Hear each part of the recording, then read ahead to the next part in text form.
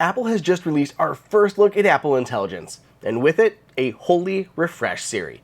Even though it's early, let's take a look at how Siri is getting even better and what features are still coming. Real quick, before we get too deep, be sure you're subscribed so you can keep up to date with all of the latest Apple news. Siri is probably the most anticipated upgrade that is arriving with Apple Intelligence, and is frankly long overdue to make the iPhone maker's virtual assistant finally not suck. So far, they've released the first beta of iOS 18.1, which will be the delivery vehicle for Apple's big AI push and likely arrive in October. It's important to note that while Siri has a new look, many of the features aren't here yet.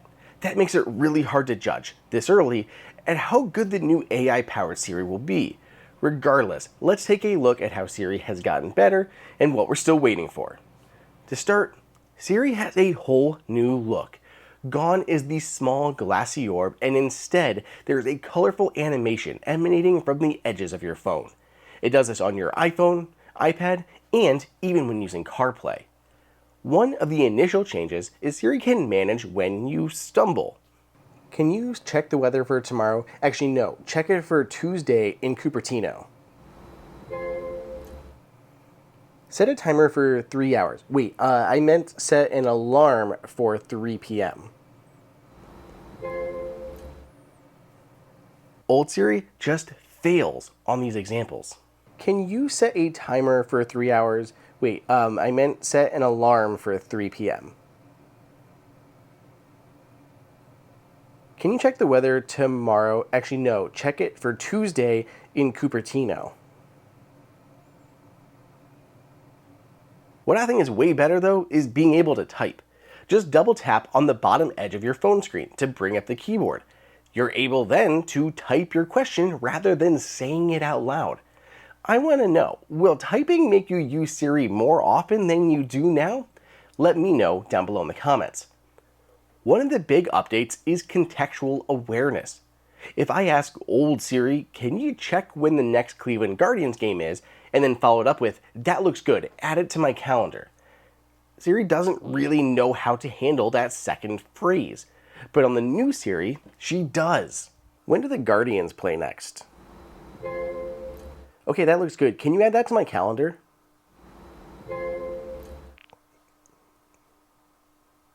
Perfect. The same works for anything that you have to follow up on. For my home, I can ask, turn on the bedroom lights. Can you also turn them on in the master bathroom?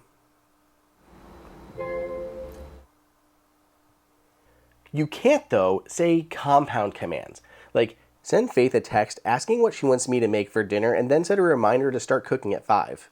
Real quick, while I've got you here, give me just like a minute to tell you about my sponsor for this video and these amazing iPhone cases. Starting out with the classic hybrid case.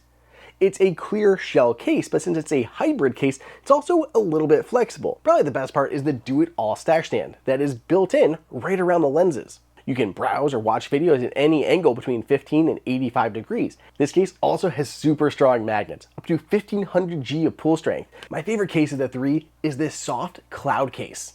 It also has that built-in do-it-all stash stand. It has very strong magnets. If you're saying, Andrew, I need more protection than that, don't worry, ESR's got you covered too with their Armor Tough case. This is really going to protect your phone. It's a 2-piece design with 360-degree total phone protection.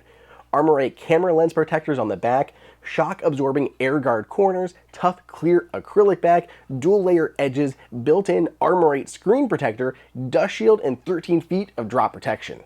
And as you probably expected, it also has the built-in do-it-all stash stand and super strong MagSafe connection for any and all of your accessories. Maybe you're not a case person, but I really recommend using a screen protector. And there's new Armor 8 screen protectors from ESR that are super easy to install with an automatic dust removal tool and a flawless fit tray. Thank you as always to ESR for sponsoring this video. If you want to grab any of these accessories, there's links for them down below in the description. Otherwise, let's get back to the video. One new feature is product knowledge. I can ask, how do I schedule a message to send later? By the way, if you want to know more about scheduled messages and the Messages app as a whole in iOS 18, check out my other video that I've linked here. Other examples, you could ask, how do I log my omeprazole for the day? How do I reset my AirPods? Or how do I create a screen recording? Other stuff with Siri is similar between the old and new versions, like muting my phone. And frustratingly, a lot of answers still take you to the web or require inevitably opening a browser to get an answer. Who is the Prime Minister of Malaysia? What breed of domestic cat native to the Isle of Man is primarily recognizable because of a natural mutation that causes it to have a shorter tail or no tail at all? Here's a few more examples of queries running on the new and old versions of Siri. How do you fix a photo if somebody's blinking? Yeah, and you can see here we have these new product information, while over here, this is just basically a web search for people blinking in photos. What's the record for the Cleveland Guardians so far this year? So obviously similar results for the two of them, but it looks a lot nicer here on the updated version of Siri. I know I mentioned it already, but I love the look of this animation, which as you'll notice as I'm talking, it's actually reacting to me as I talk, and the animation comes in different places depending on how I invoke it. Whether I'm using the button on the side, it spreads this way, or tapping from the bottom, it grows up. It just looks so good. Even though this all makes Siri easier to use, it still doesn't really know any more than it did before. It's clear that Siri is still Siri, and is missing a lot of functionality that other virtual assistants are able to tout. The good news is, most are coming. Other than answering questions about your phone, basically none of the features for Siri are out yet. In future updates, Siri will include on-screen awareness to be able to take actions and respond based on what you're looking at.